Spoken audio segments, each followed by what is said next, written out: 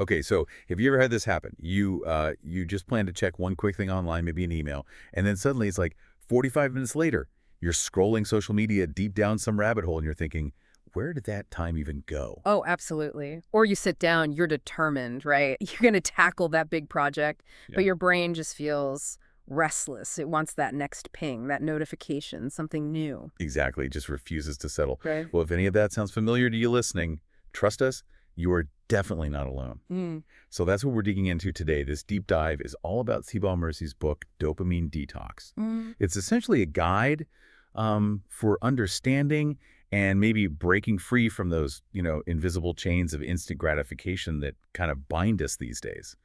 The goal is to help reset our minds, really, for better focus and hopefully more fulfillment. Yeah, and for this deep dive, our mission for you is pretty specific.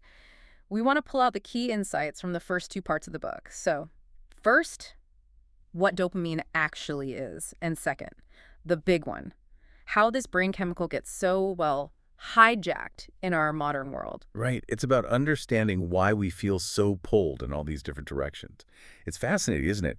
How something so basic for survival can actually turn into one of our biggest hurdles today for well-being and getting stuff done. It's a really critical point because if you misunderstand something this fundamental about your own brain chemistry, it can ripple out and affect, well, everything, your daily focus, your mood, your overall sense of satisfaction.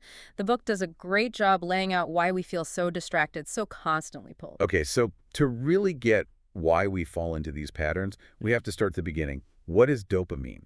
Because I think the common idea is Yeah, often just wrong. totally wrong, usually. Meurisse makes this super clear. He explains dopamine is a neurotransmitter, basically, a chemical messenger in the brain. Yeah. And its main job, it's about motivation. It's what drives us to seek out rewards. Exactly. Rewards that were absolutely crucial for our ancestors, Yeah.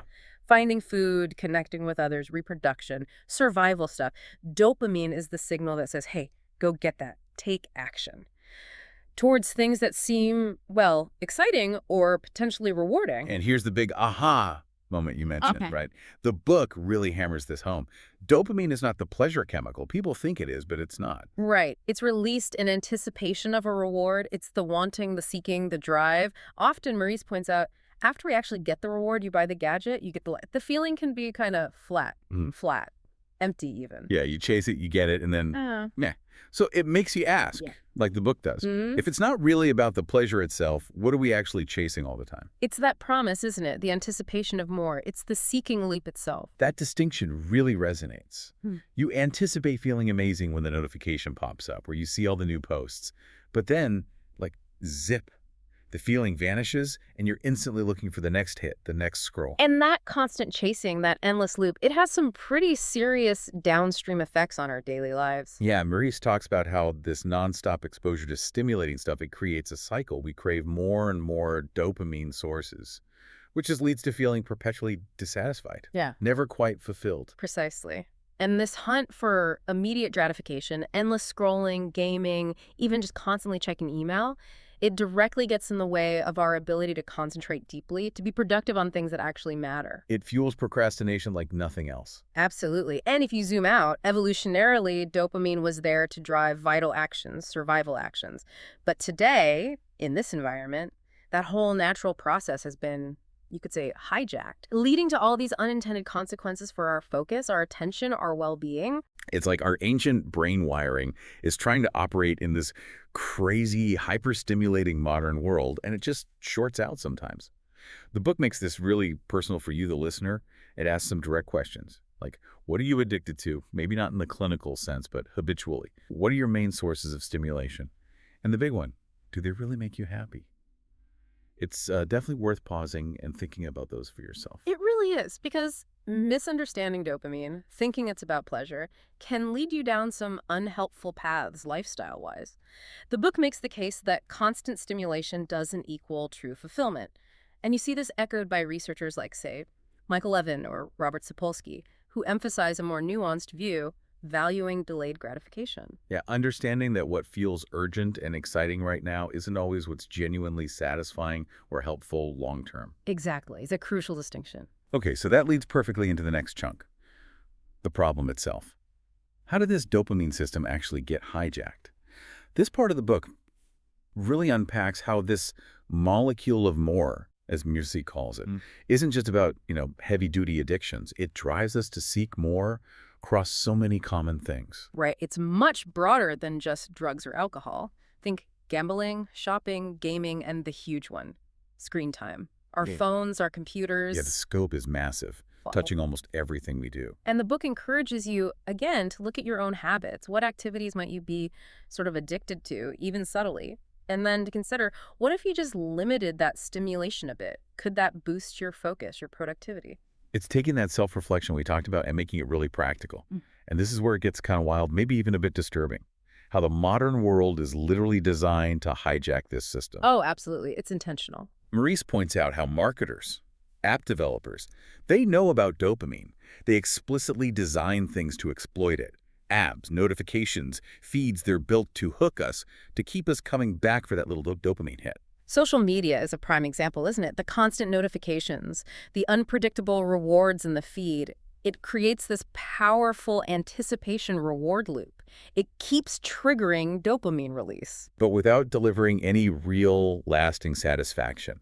Just keeps you scrolling, checking. Exactly. And that constant checking of email, social media, it fragments our attention. It makes deep focus incredibly hard. It's almost diabolical when you think about it. I mean, seriously, who hasn't picked up their phone for one specific thing? Yeah. And 20 minutes later, you're watching something completely unrelated, wondering how you got there. The book really nails how deliberate that design is. It's a finely tuned system designed to capture and hold our attention, leveraging our own biology against our best interests sometimes. And it's not just digital stuff. The book also touches on food. Ah, right. The sugar and fat thing. Yeah, how processed foods often have sugar and fat added specifically to trigger dopamine and create cravings, which, in an environment where this kind of food is everywhere and easy to get, leads to overconsumption. It even nods to that debate about whether sugar can be addictive in ways similar to drugs. Wow. Okay, so it's hitting us from multiple angles, digital, food. It paints a pretty clear, maybe slightly alarming picture. It does, and the impact goes beyond just cravings. It affects our ability to think long-term. How so? Well, the book argues that thinking long-term, planning, delaying gratification, that's crucial for success in almost anything meaningful. Makes sense. But our modern environment, with all its instant feedback loops, especially from social media, it actively promotes short-term thinking. Quick hits, immediate responses. So we're basically training our brains to expect instant results.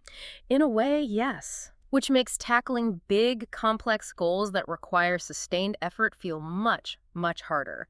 Almost unbearable sometimes. Okay, so the environment is designed against us, and it's messing with our long-term thinking. But then the book says our own minds play tricks on us, too.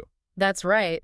Meurisse highlights 4 specific mind tricks that keep us stuck in this overstimulated loop. They're quite subtle. Okay, what are they? First, there's the idea that returning to work is easy. You know, the belief that after a quick distraction, you can just jump right back in where you left off. Which is totally false, right? Yeah. It takes ages to get back into deep focus. Exactly. Takes real mental energy. The second trick is you can do it later. Classic procrastination. Basically putting things off into a default habit. Guilty as charged sometimes. We all are.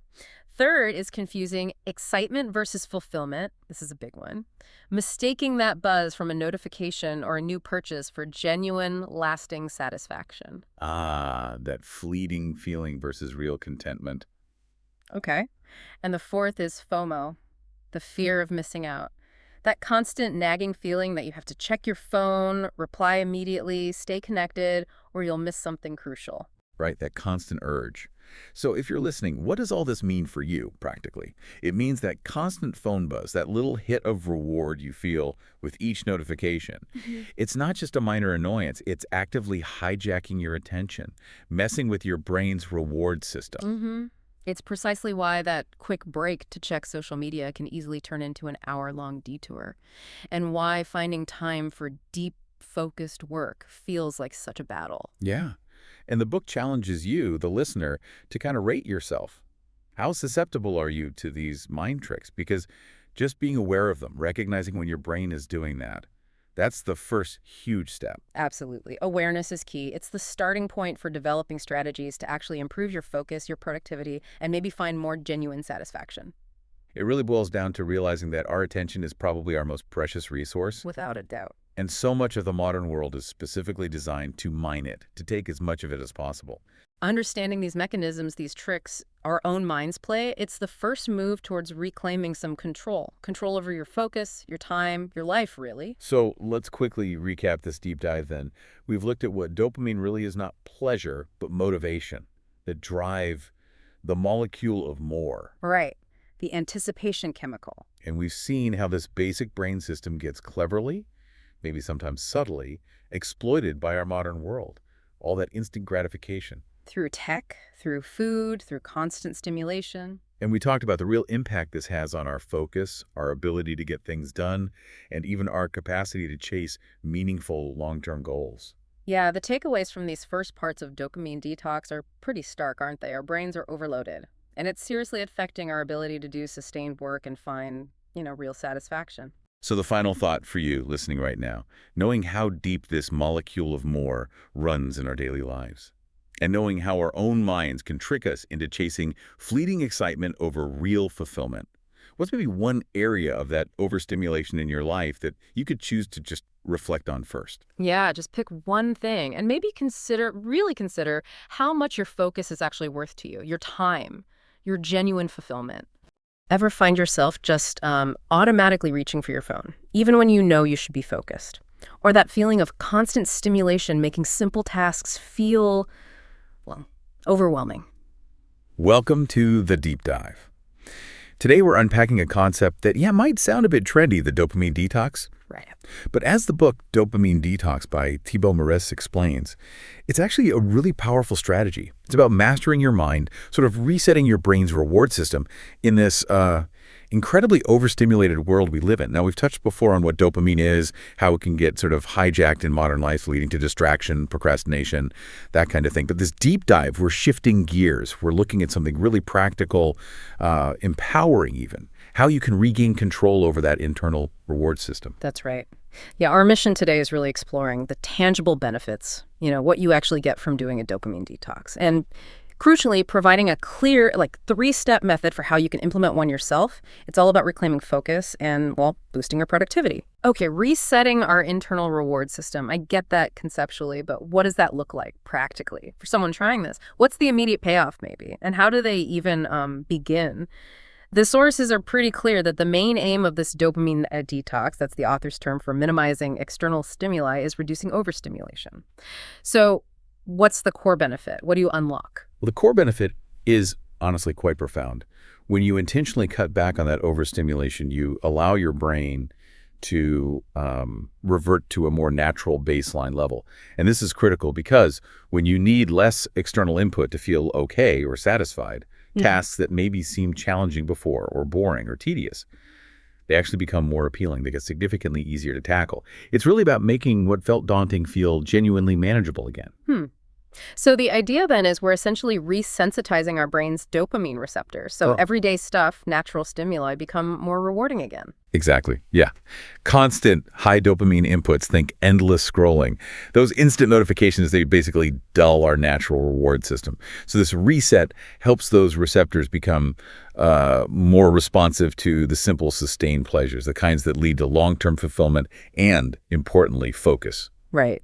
And the material lays out different approaches. You mentioned levels, like a quick reset versus something more intensive. For someone thinking about this, what are these different detox levels? What do they actually involve? Yeah, the sources detail three main types. Yeah. First up, there's the 48-hour complete dopamine detox. This one's the most intensive. It's aiming for, almost a period of sensory quiet, if you like. You'd eliminate most digital distractions, phone, social media, internet, also high-stimulation consumables like sugar, processed foods, alcohol, even intense exercise is paused. Wow. Okay. So what do you do?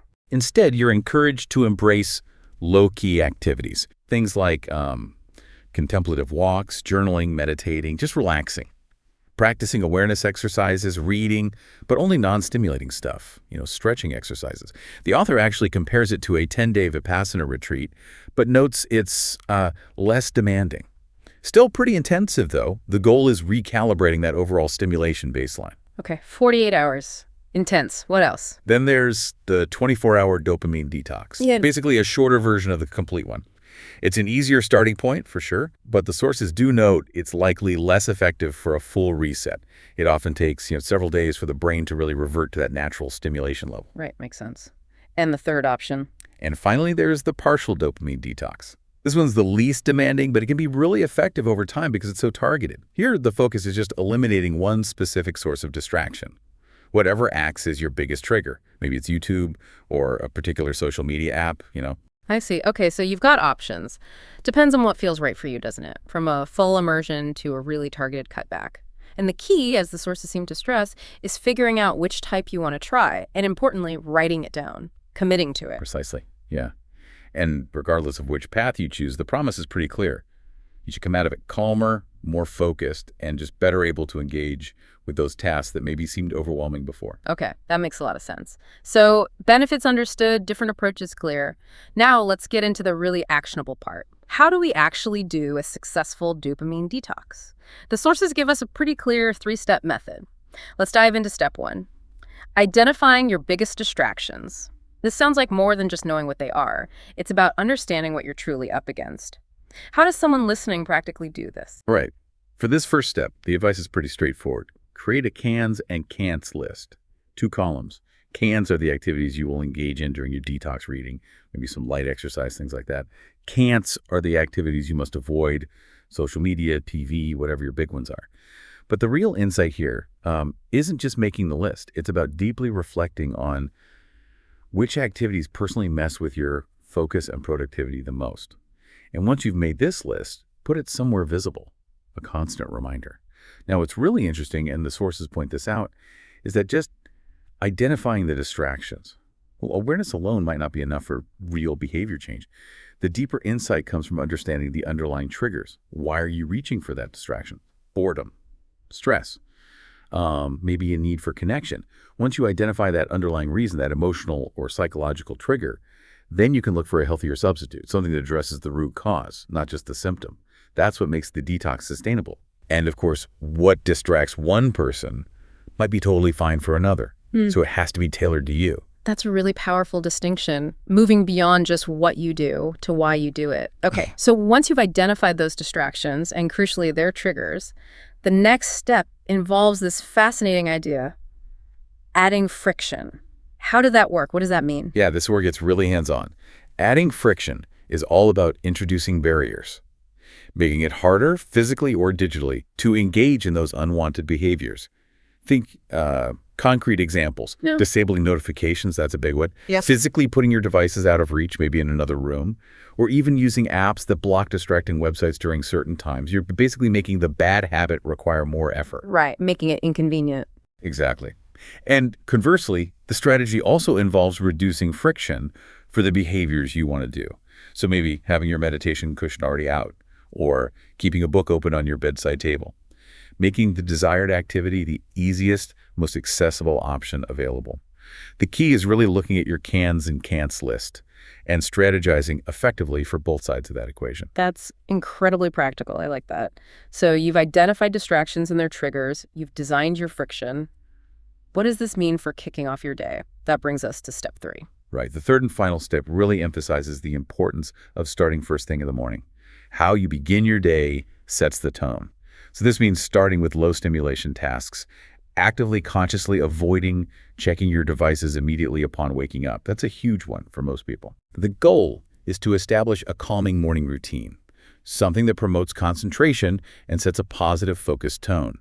This could involve, say, meditating for a few minutes, doing some light stretching, listening to calming music perhaps, or maybe writing down your daily goals, practicing gratitude, repeating some positive affirmations, whatever works for you. The advice is to document just 2 or 3 simple morning activities, things you can actually stick to kickstart your detox and build that positive momentum. Okay, so nail the morning routine. Got it. Beyond these 3 core steps, identify, add friction, start right. Are there any other key tips, things from the sources to really maximize the benefits during the detox period? Oh, absolutely. Yeah, the sources offer several really valuable tips to deepen the experience. First, they highly recommend you take notes. Document any feelings of restlessness or urges, cravings you experience during the detox. This helps you spot patterns and identify the true sources of your stimulation seeking. Like a little self-study. Exactly. Second, Use this time to reflect on your life. The detox period is actually an ideal opportunity. Review your goals, assess how you're really spending your time, engage in some genuine self-reflection. Ask yourself, do my current goals actually align with my deeper values? Third, solve problems. Take some quiet time to jot down any worries or problems bouncing around in your head, and maybe brainstorm some potential solutions. It helps declutter your mind, reduce that mental noise. And fourth, identify fears. Try to acknowledge any underlying fears that might be driving your search for constant stimulation or maybe driving avoidant behavior. Wow, so it's not just about restricting inputs, it's also a chance for some serious introspection. Very much so. If you connect it all, the overall goal of the detox isn't just about less screen time. It's about gaining real clarity, insight into yourself and your habits. It's ultimately aiming to reset that reward system in your brain, reduce your reliance on immediate gratification, and cultivate healthier habits. Habits that will actually enhance focus and productivity long after the detox period ends. And the sources recommend actually creating a daily routine during your detox, capturing all these strategies to follow, which sounds like a great way to put it all into lasting practice. Okay, so to recap then, we've explored the powerful benefits of doing a dopamine detox, everything from making those seemingly boring tasks appealing again to regaining real, sustained focus. And we walk through a practical 3-step method to achieve it. Identify your distractions and triggers, strategically add friction to the bad habits, and remove it from the good ones, and start your day mindfully with intention. Yeah, and if we get this to the bigger picture, just remember that, true fulfillment, it's probably not found in constant excitement or novelty. It's more often found in that sustained effort towards meaningful goals. This deep dive into dopamine detox methods, it really offers a path, a way to shift from the quick hit of short-term gratification towards the long-term thinking that truly unlocks your potential. So the question for you listening is, what could you achieve if you could harness that kind of sustained focus? A powerful question indeed. Thank you for joining us on this deep dive. We really encourage you to explore how these insights might apply to your own life and what that sustained focus could look like for you. Welcome to the Deep Dive. Today, we're tackling something most of us wrestle with every single day. How to actually get things done and beat that nagging habit we all know as procrastination. Yeah. And once we've found that focus, how do we keep it? Yeah, holding on to it is the challenge. Our guide for this deep dive is Thibaut Meurisse's book, Dopamine Detox. It's a really fascinating look at how our brain's reward systems are wired. Right. And crucially, how the modern world is constantly kind of trying to hijack them. That's right. And Meurisse isn't just, throwing theories out there. He's laid out a very practical roadmap. Practical is good. Yeah, this isn't about some radical life overhaul, but more like actionable strategies to regain control of your attention and will actually boost your productivity. It's about making tangible changes. So if you've ever felt that pull towards distraction when you know you should be focusing, or maybe if you've struggled to make good habits stick, then this deep dive is definitely for you. Absolutely. We're going to break down how to not just start the work, but how to keep that hard-won focus, even when everything seems designed to pull you back. Okay, let's dive into part 5, doing the work and overcoming procrastination. Let's do it. So Meurisse lays out a pretty compelling central idea right at the start here. He argues that a dopamine detox isn't just about depriving yourself, it's about purposefully dialing down all that external stimulation. Right, lowering the noise floor. Exactly, so that the essential tasks, the ones you keep putting off, actually start to feel more appealing, making the boring work feel less daunting. It's a clever kind of recalibration, isn't Yeah. it? When your brain isn't constantly getting those quick hits of dopamine from endless scrolling or notifications. Yeah. Its baseline changes. And suddenly the satisfaction of actually completing a challenging task, even if it's a bit mundane, it provides a much more potent reward than it did before. So it actually makes those tedious tasks seem more attractive. Yeah, relatively speaking, absolutely. Your brain's seeking some reward, and if the easy stuff is less available. Okay, makes sense. And a major key to actually doing the work seems to involve planning, effective planning. Meurisse highlights some powerful benefits. Definitely, planning is huge. He talks about how it clarifies your most important tasks, helps cut down distractions, Which is critical. and even boost your sense of control over your day. That feeling of control lowers stress too, right? Exactly. It's about proactive decision-making, really. But Meurisse keeps it refreshingly simple. No complicated apps needed. Oh, good. What does he suggest? Just pen and paper. Simple as that. List maybe 3-5 key tasks for the day. Okay. And then, here's the crucial bit. Ask yourself one question to prioritize. If I could complete only one task today, which one would have the greatest impact? Wow, okay. That cuts through the noise. It really does. It forces you to identify what truly matters, not just what's urgent or easy. That's such a powerful filter because, yeah, my to-do list is usually enormous. And he says apply this not just daily, but for the long term too. Yeah, absolutely. Think like 5, 10 years out, what's the vision? Then reverse engineer the steps. Working backwards. Exactly. It keeps you focused on those high-impact actions consistently, not just day-to-day firefighting. Okay, so you identify that one critical task using the filter question. Uh-huh. And the advice is tackle it first thing. First thing, every day. This isn't just a suggestion. He presents it as like a foundational principle. It builds productivity through 3 things: focus, consistency, and impact. So it creates momentum right from the start. Precisely. Win that first battle, and the rest of the day feels different. Okay, so we've planned it. We know the one task. But then comes the big hurdle for, I think, a lot of people. Actually staying focused. This is where it often falls apart. Yeah, the execution. Beyond just planning, what are the actual strategies Meurisse offers for developing that, laser-sharp focus? He breaks it down into really practical, everyday steps. First, routine. Set a specific time and place just for focused work. Consistency helps train your brain. Like a designated work zone. Exactly. Second, choose a calming trigger. Something small you do right before you start, every time, like making tea or maybe a quick 2-minute meditation. It signals focus time. A little ritual. I like that. Third, and this is so important, just start, even for 5 minutes. Often, the act of beginning is the hardest part, and it generates its own momentum. Overcoming that initial inertia. Right.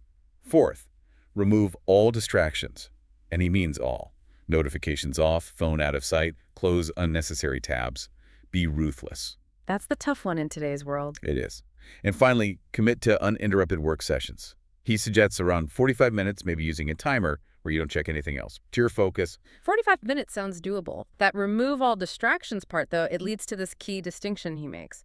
Open systems versus closed systems. Can you unpack that a bit? Yeah, this is a really fundamental concept for understanding why we get so easily distracted. Open systems are basically environments that provide continuous, unpredictable stimuli. Think social media feeds, email inboxes, news websites. They're designed to pull your attention away, to keep you scrolling, clicking. There's always something new. So the constant pings, the infinite scroll. Yeah. Classic open systems, just begging for attention. Exactly. They are engineered for it. Conversely, closed systems are environments or tools that limit distractions and allow for focused work. So like a blank Word document. Perfect example. Or a spreadsheet you're building, a physical notebook. They don't generate new stimuli unless you actively create them. They contain the work. Okay. The advice is pretty clear. Proactively choose and create closed systems for your important focus work. Don't try to do deep work inside an open system. So pulling all of this together for part 5, the takeaway seems really strong. Start your day within a closed system. Dedicate that first focused block to your most impactful task. And that can radically minimize distractions, boost productivity, and really cut down on procrastination. Absolutely. As Meurisse puts it, what you do first thing in the morning matters far more than you think. It really does set the tone. Okay, that's incredibly powerful for actually getting the work done. But now for the really tricky part, the one I think so many listeners will relate to. You've done the work, you've focused, maybe you had a productive day or even week. Right, you're feeling good. How do we stay in this improved state? How do we avoid slipping back into those old habits? The high dopamine, instant gratification stuff. Meurisse calls this dopamine relapse. Yeah, maintaining it, that's the long game. And the first strategy he offers is, well, it sounds simple, but it's profound. Be aware of relapsing. Just be aware. It's about tuning into your own signals, recognizing when you're starting to feel overwhelmed again or restless or finding it harder to focus on tasks. That self-awareness, he argues, is the absolute key. So noticing the early warning signs. Exactly. Without noticing, you can't intervene. You just slide back. And he adds something really important here, something genuinely freeing. Relapses are normal. Oh, crucial point. Because for so many people, myself included sometimes, that one slip-up can feel like total failure and derail everything. But he says, basically, don't beat yourself up. Yeah, don't dwell on it. Don't feel guilty or ashamed. Just acknowledge it happened. Simply restart your routine and do it one day at a time. That takes so much pressure off, doesn't it? It absolutely does. Yeah. It acknowledges what he calls the mind's battle. Distraction will happen. The goal isn't perfection, which is impossible It's anyway. consistent recommitment. Exactly. Yeah. And link that to understanding external distractions for what they are. The modern world is, quite literally, designed to capture and monetize your attention. Thinking of it that way changes things. It does. If you frame it like, my focus is a valuable asset, worth a lot to me in terms of achieving my goals and well-being, you're more likely to protect it. That's a really powerful reframe. Our focus is an asset. So how do we build that defense? How do we protect it better? Well, one really concrete strategy is to prepare a contingency plan. Okay, what does that involve? It means thinking ahead. Identify your most common triggers for distraction. Is it your phone buzzing? A specific website? Feeling bored? Mm-hmm. Then, before it happens, create a specific, actionable plan for how you'll respond. What will you do instead when that urge hits? So you're not just reacting in the moment. Exactly. You're rehearsing mentally. Yeah. Visualize yourself noticing the urge and successfully choosing your planned response instead of giving in. That sounds super proactive. Takes a lot of the willpower strain out of the moment, I imagine. Precisely.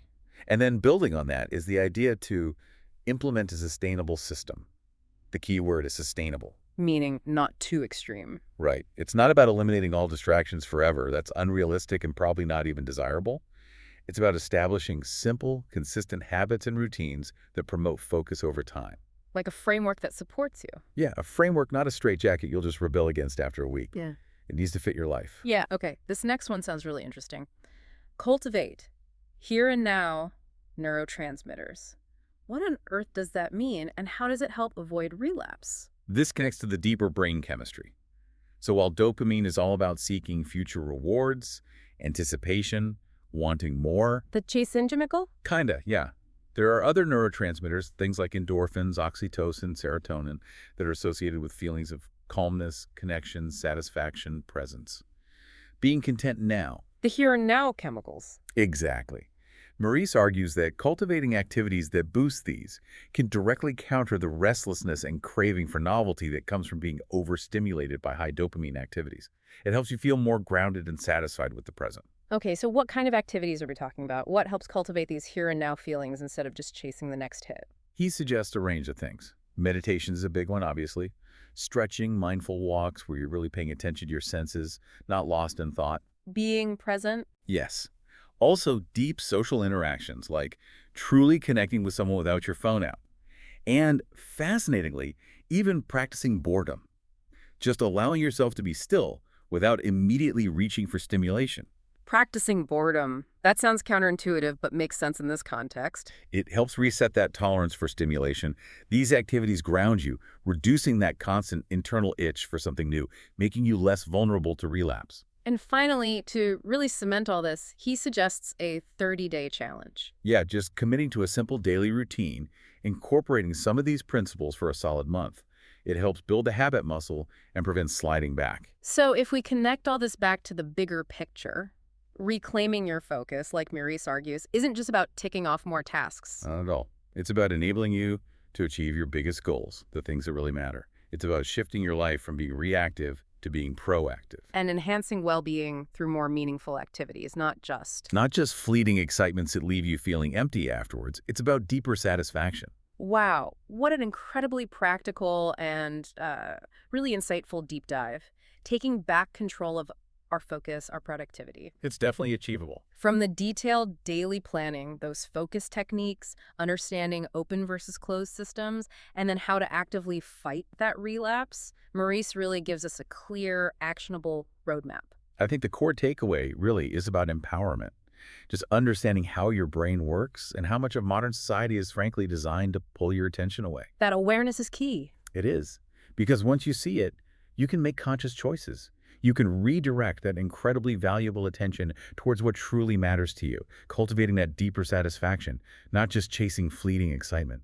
So maybe something for you listening to think about. Yeah. If you were to implement just one strategy from today's deep dive, maybe it's starting your day with a closed system. Or that contingency plan idea. Yeah, or designing a simple contingency plan for your biggest distraction. Just one thing. What kind of impact could that have? On your day, sure, but maybe your week or even your longer-term goals. The choice and the focus really is yours.